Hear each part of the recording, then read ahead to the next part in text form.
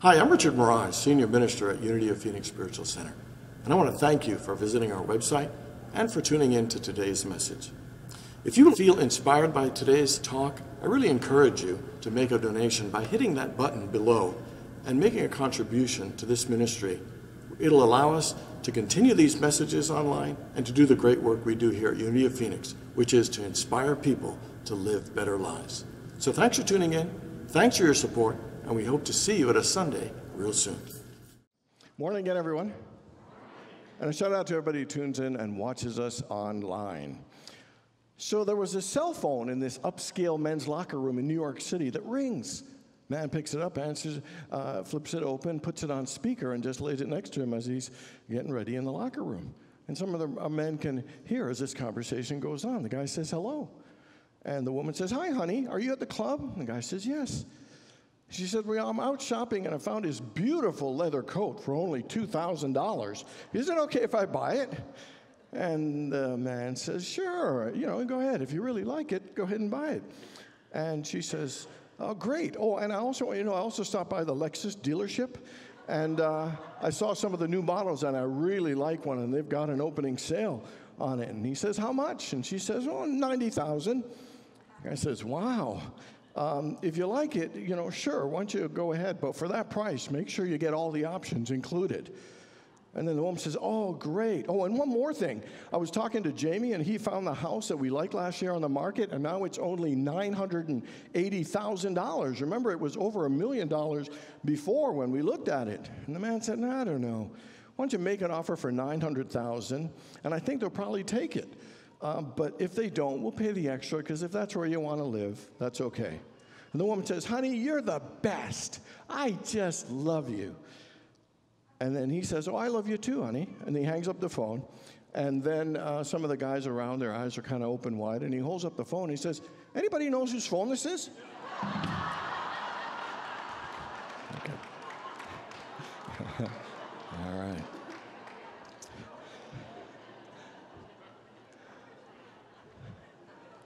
So, how many people here have ever said yes to doing something you really didn't want to do? And even though you didn't want to do it, you still said yes.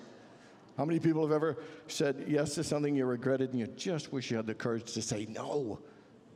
It's amazing that we all have a difficult time saying no to certain things and saying no to certain people. Sometimes, it's amazing the amount of stress we have in even having the courage to say no. How many people ever said no about something you didn't want to do and you felt bad about saying no? I mean, sometimes we think we have to come up with excuses to say no instead of just saying, no, I can't do it. We have to come up with, I've got a lot of family and I'd love to do it, but I'd love to help you, but I got a lot going on.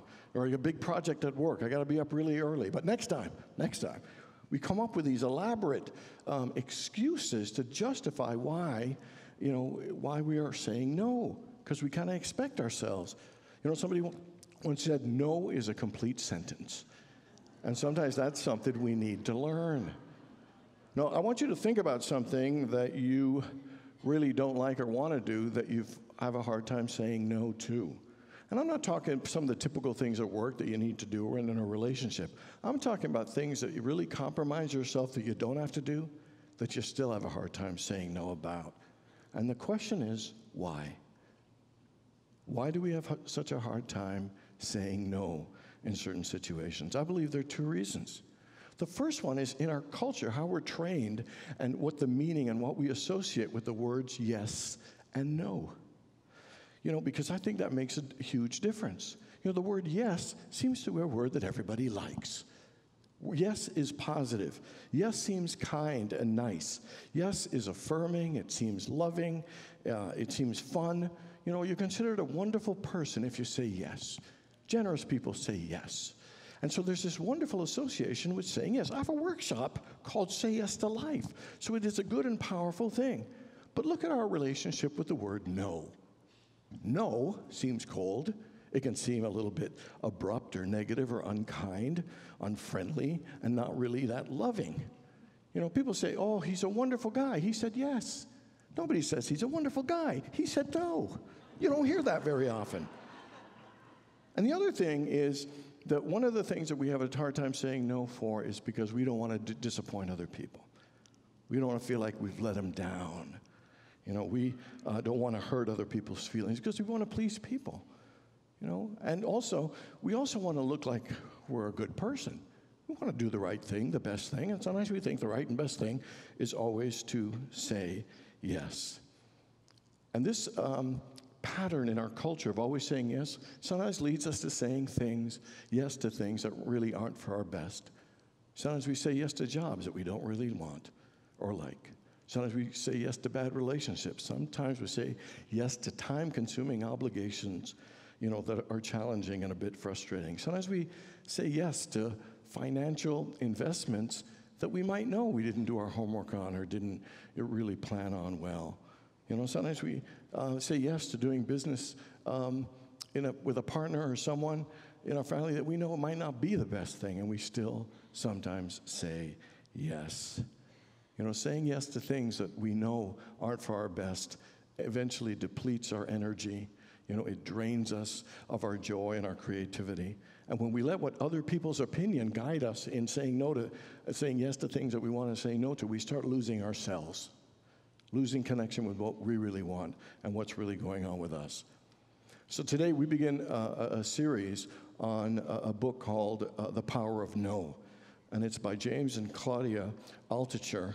And it really looks at our relationship with the whole concept and idea of the word no, and then how to really find its value, its power, and its importance in our lives to help us live a more fulfilling life physically, mentally, emotionally, and spiritually. And in it, James tells, his personal story, which was, he was absolutely on top of the world in 2000. His very first business was hugely successful, and it built websites for Sony, HBO, Time Warner, Disney, Miramax, on and on and on. And he sold his business for literally more millions than you can count. And then he bought this multi-million-dollar apartment. He gutted it. He started buying art. He started playing poker. He just started starting more businesses. He'd invest $1 million here, $1 million there. And then he just started going totally out of control. He said at one point, for almost a year, he was losing $1 million a week. And he said he was really in a tough place, and he was lost so much money. He wanted to get back to the over 100 million that he had so people would like him. And he said eventually he lost all of his money. He lost all of his friends. No one would return his phone calls. He went to the ATM to find out he had $143 left. And he was just devastated. He asked his parents to lend him some money. They said no. And then he took that apartment, sold it. They had enough money for he and his wife and his kids to get an apartment in New York City.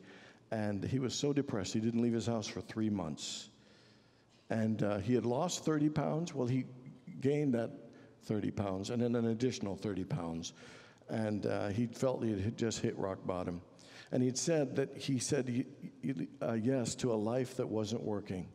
He had gotten to a pattern of saying yes to unhealthy behaviors, yes to unwise decisions, yes to behaviors that hurt his relationships, that didn't take care of himself or of his family. Here's what he said.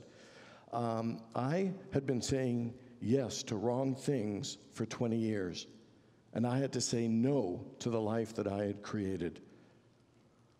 Sometimes life gives us divinely sent wake-up calls to help us learn what we need to let go and what we need to say no to. And he actually said that learning to say no literally saved his life. It freed him from suffering and patterns that had him going in a circle and getting him nowhere. And within 6 months of him practicing and learning the power of no and practicing it, his life began to change and transform. He met the woman of his dreams, the person he co-wrote this book with. He moved to an apartment. He started doing projects that really brought him a greater level of joy. And he noticed that he needed fewer and fewer things to be happy. He found greater levels of peace and happiness with far less. And he said, when you start saying no to bad things, that the yeses start compounding like interest in the bank. That when you say no to things that aren't helpful for your life, that things just begin to flow in great and wonderful ways. And it was interesting that we're all trained by our parents and our culture of what things to say yes to and what things to say no to. And one thing he says is it's not our parents' fault. It's not culture's fault. It is just us to recognize when life isn't working that we need to take charge and choose our own yeses and our own nos. That we need to realize that we have the power to choose and to create our life. There's no need to have regret, and there's no need to blame. We just need to take charge and use our power now. And so I want to just share with you about how we discover the power of no, how we find our own no and the benefits that it can give us. And the first one is discover and use, and to use the power to choose to say no to build a better life. And so my question is, why is no so powerful? And there's a fabulous scripture in the book of Matthew, chapter 5, verse 37, that says this: let what you say simply be yes or no. Anything else comes from evil. And you know what the scriptures are saying? Is be clear and don't be indecisive. Whatever comes out, let it be yes or let it be no. Because many of us can be pretty indecisive. Should I do this? Should I do that? I'm not sure. And we can be uncertain, and unsure of things and go back and forth and be totally ambiguous. In the book of James, it says being double-minded, being so not sure and back and forth that we just don't know and we don't get anything. Now, if we believe in the law of cause and effect, and if the thoughts that we hold, we attract, what do we attract when we're always ambiguous and uncertain about things? I'm the worst person to take to a buffet. Too many choices. Freaks me out. How many people here have ever been indecisive? Anybody? Anybody ever been indecisive? I used to be indecisive, but now I'm not sure. Okay. So what we're going to do is together over the next few weeks discover the power, the value, and the importance of saying no. And here are some of the most powerful things about saying no. Number one, it sets boundaries. It sets boundaries for us in knowing what is appropriate and what is not appropriate. It sets boundaries for us in knowing and being clear in what we want and what we don't want, and what our values and our priorities are and what they aren't. Saying no makes sure that we know ourselves, that we're honest and true to ourselves. Saying no actually saves us a lot of energy and helps us be much more efficient. I've been wishy-washy and done things that I knew weren't important and wasted a lot of time. But when you say no and you're clear, you tend to direct your energy instead of dissipate it. We only have so much life and so much time, and we need to get clear on what our yeses are and what our nos. It makes life clearer, more efficient, more peaceful, and much more joyful for all of us. And we have that power to choose. In 2 Timothy chapter 1, verse 7, it says, God has not given you a spirit of fear and timidity, but a spirit of power, love, and self-discipline. So no matter what has happened before, right in this moment, you have a spirit of power, love, and self-discipline, and you can choose, a better life. We don't need to hit rock bottom. The fact is we just have to have a desire and to be willing to own and claim our power to say no to old ways, to say no to things that don't serve us any longer. I have a spirit of power, love, and self-discipline together. I have a spirit of power, love, and self-discipline. I have the power to choose a better life together. I have the power to choose a better life. I have the power to say no to things that are not for my best. I have the power to say no to things that are not for my best. Just take a deep breath. And can you remember the power of no and know that you have the power to make a choice? Second thing is to listen, ask, and to tune into our inner wisdom. Saying no brings a lot of great benefits. And the question is, where does that no come from? And it isn't just from our head. It comes from our spirit. It comes from our core. That we need to turn to that infinite intelligence and wisdom that is in us and to check in. That if we're feeling stuck or sad, or if we're feeling frustrated or trapped or powerless, we need to ask ourselves, where in my life do I need to say no? What in my life do I need to say no to? What people do I need to say no to? What foods do I need to say no to? What behaviors do I need to say no to? What things that are causing me pain and frustration are hurting me that it's time for me to say no to? What things at work? What things at home? What things in the way I treat myself do I just need to say no? And the Bible says in so many places, ask and ye shall receive. In the book of James, it says this: if you are lacking in wisdom, ask God, who gives generously to all without finding fault, and it will be given to you. The fact is, in every one of us, there is a wisdom and an intelligence. That same intelligent power that created the sun and the oceans and the mountains created every cell of our being. And that wisdom and intelligence is us, but we don't often trust it or tap into it, ask it or listen. And it's important to pause and ask, should I say no to this? Is this thing the best thing for me? And to ask it, to listen, and to absolutely trust it. For the answers and that intelligence is in us. The kingdom of God is within you. Those answers are there. The question is, do you turn to it, tune into it, ask, and do you take time to listen for that wisdom? To learn that insight and wisdom, it takes discernment, it takes compassion, and that means it takes time to be still and to quiet ourselves. One of the most important things for us to say no to is to say no to all the things that distract us from our time of quietness and silence and meditation. How many times have we all said, I was too busy today to pray. I didn't have enough time. I was too busy. And we need to take time to sit in that quietness and to ask and to trust that those answers are there. To trust in that knowledge and wisdom. And to me, to turn to it on a regular basis, to stay in that silence, to tap into it.